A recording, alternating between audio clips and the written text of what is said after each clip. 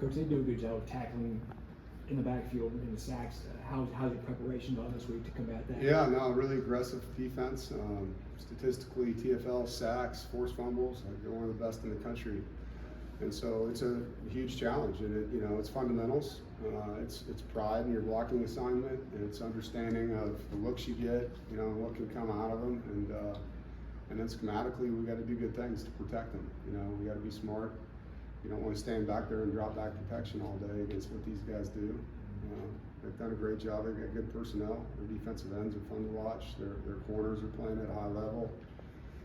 Safety number 2 is really a good contact speed player, and a lot of respect, for what they do, and excited, for the opportunity to play with our guys against them. It's going to be a fun game. How challenging will it be for CJ, the young quarterback, identifying the pressure and making the right calls? Yeah, I mean, it's no different than the other games. I mean, he's seen a lot already, in his time, and I don't know if it gets harder when you go into Death Valley in your first start, seeing all the stuff Clemson does. So I think he's well prepared for what could come, and it just comes down to execution.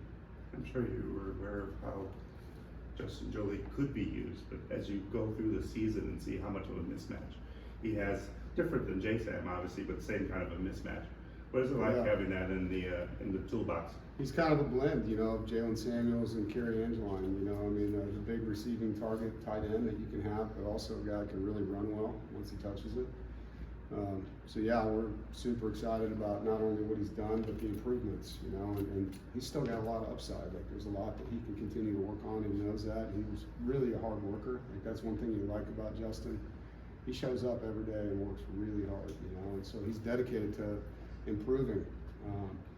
And as a coach, that's all you can ask for, is to get a talented player with a good attitude that wants to get better. In general, what is the advantages of having a flex tight end versus a third or fourth receiver out there?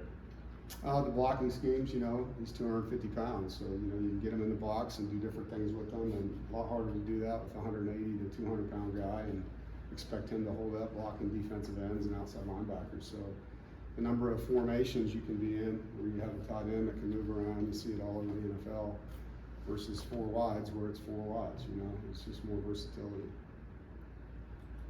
Devin Van came back for another year. He could have gone to the NFL and probably gotten drafted last year. But what was the conversation like with him when he told you he was coming back, and just how huge has his presence been for this team, both on and off the field? Yeah, I think those conversations are always start with one thing. Do you think you can get better? And our conversation, he said, yeah, there's things I need to get better at. And so that's where it started, and then let's go through the process. Let's get the information we can get from all the GMs that we know and call people on the phone and let him have those conversations, not just me telling him what I'm hearing, and then sit back down, and he knew that if he had the year that he could have, that he could elevate, and you said there's 20 defensive ends on the board on the draft room, and he's at the bottom, and those guys go pro. Well, now he's at the top, and now there's a new 20, and if you play well, then all of a sudden you've made yourself a lot of income in one college year. In some cases, guys go from 7th round to 3rd or 5th round to 2nd, and you're talking about generational money. And so it is betting on yourself in a way. And if you know you can improve, it's a good bet. And in Davin's case, to answer your question, I was over the moon when I knew he was coming back, man. I knew I could help him. I knew he could benefit from it, not just as a player, but as a person, and become a vocal leader, which he has. And so his growth is exponential that way too, as far as being the alpha of the team. And when he talks, people listen, and a year ago he was more just put his head down and go to work, and now he's leading. Well, how much have you talked to some of your seniors and grad students about this being the last home game? A lot. We started the conversation in front of the team on Sunday. We put pictures of guys that will play their last game at home. And I've told them stories about what that means for me, as a coach, and what it meant to me as a player. And then you're just, challenging guys. Like, hey, we want these guys to leave their last walk up the tunnel after the game to be as memorable as going out, to see their families. And you have to earn that with a really good opponent. And I'll do something with the team at the hotel Friday night, and it's always a special deal where I'll get each one of those guys up in front of the room and go through their life, basically, in NC State, and give them the honor and credit that they deserve. What's that like emotionally as a coach? You've spent so much time with these players when they come out of the tunnel, their families, and you get to have brace. Like, what's that like emotionally? Because they're just It's a they're lot, like, man. It's pretty heavy, you know. And that's one of the things when you stay to school 12 years. Like, I've been able to do that 12 times, obviously. But with the guys I've recruited, I've been able to do that. When you go in a young man's home, you meet them at the school, or whenever your recruiting started with them, from 15, 16, 17, 18 years old, and then all of a sudden now they're 23-year-old, you know, and they're graduated, some of them engaged, you know, and they're playing their last game. Like, there's a lot of memories, a lot of love, and so it means a lot, you know, to me, to be a part of the journey. And that's the thing I love about coaching football. You know, I actually get to have an integral role in help raising somebody else's sons and helping him, you know, hopefully reach the dreams that he has for himself while he's here. For someone like Timothy McKay, Yeah. I'm sure you met at a very young age. Yeah.